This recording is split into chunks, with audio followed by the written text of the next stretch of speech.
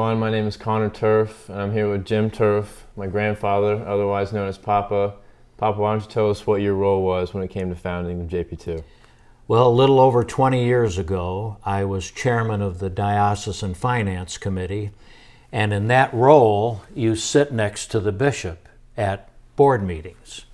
And one day the bishop turned to me and said, "Jim, I'd like you to chair the board for building the new high school." And as I was taught growing up, you don't say no to the bishop. Can you tell us about the impact that Pope John Paul II had when it came to the founding of the school, whether it was his certain philosophies or lifestyle traits he had? This school exists for one reason only, and that was because of Anne and Monroe Carroll. Once again, a little over 20 years ago, our then bishop, Bishop Kimmich, who was Polish, and of course we had a Polish pope, arranged an audience for the Carrolls with Pope John Paul. They came back from that visit inspired, and they were so inspired that they went to the bishop and said, "We'd like to give you $5 million toward the establishment of a new Catholic high school." Now, once again, I was chairman of the Diocesan Finance Board at the time, and we were very active. It was a very active period for the diocese. We built Mary, Queen of Angels assisted living.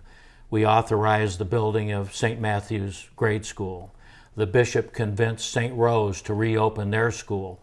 My point is, no one was walking around saying, "Gee, we need to build another Catholic high school."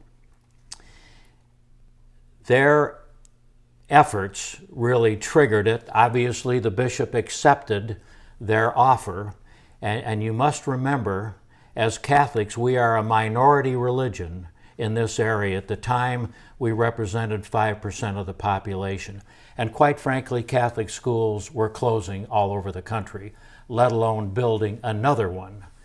But the bishop accepted their offer. So then the next question was, where do we build it? And the general consensus at the time would have been to the south. Spring Hill was booming, Thompson Station, Franklin. However, at the time, the bishop lived in the rectory at the cathedral, and the pastor there was Father Bill Fleming, who was very closely associated with Father Ryan. And in fact, I was on the Father Ryan Board of Trustees at the same time. He talked to the bishop about the impact that on Father Ryan's student population by just moving from downtown to Oak Hill, whereas prior they drew from all four quadrants of Middle Tennessee. When they moved to Oak Hill, all their students came from the south. Right. And so Father Fleming convinced the bishop if we were to build another high school in the south, it would impact the enrollment at Father Ryan. So then, based on that, based on those conversations, the decision was made to build the school in the north.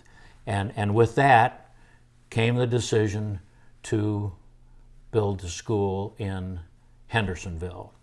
Now, at the time, we began negotiations with a property, not where the school is now, really up the road a little bit more on Vietnam Veterans Boulevard.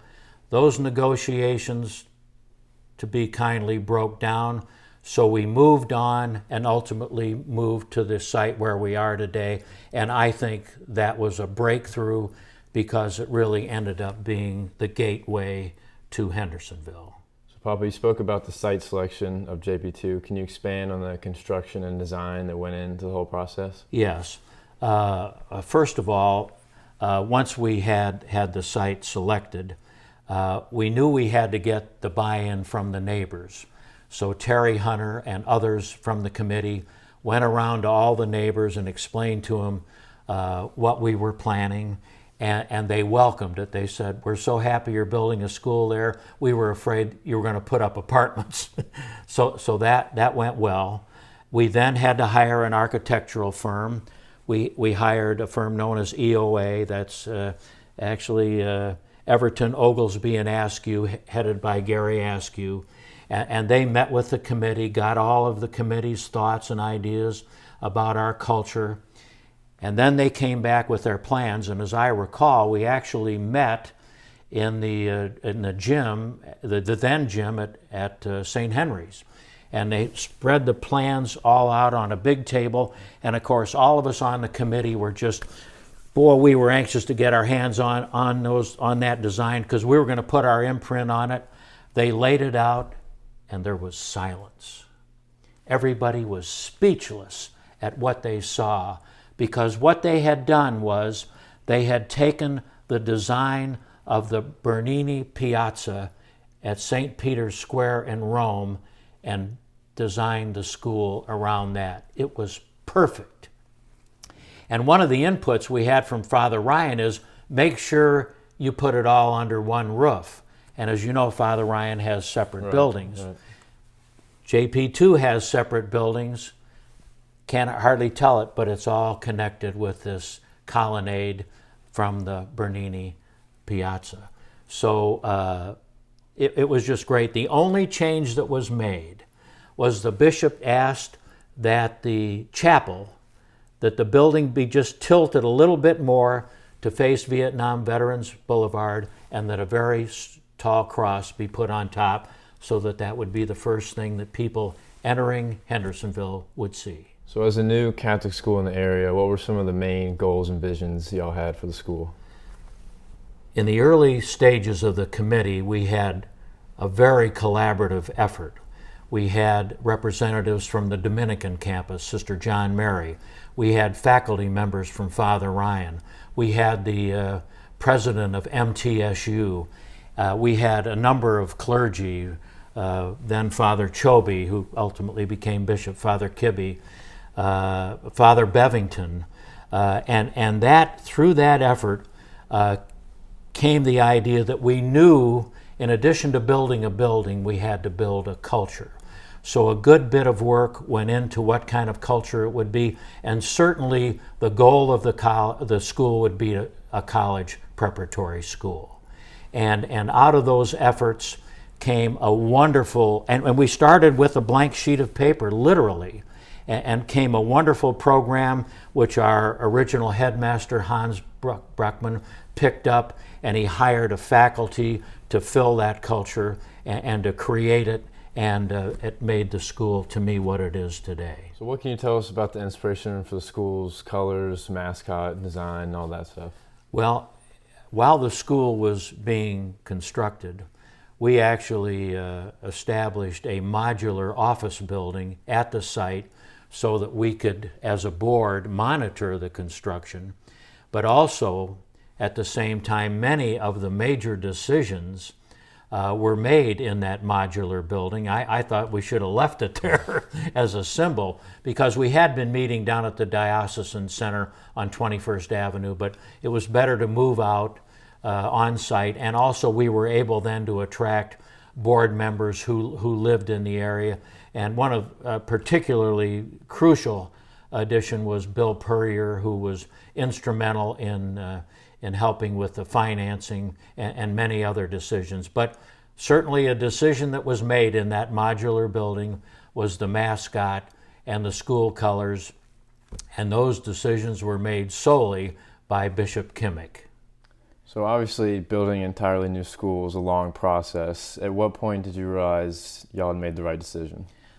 Well, along the way, first of all, Hans Bruckmann spoke during Sunday Mass at every church in the diocese to build up support.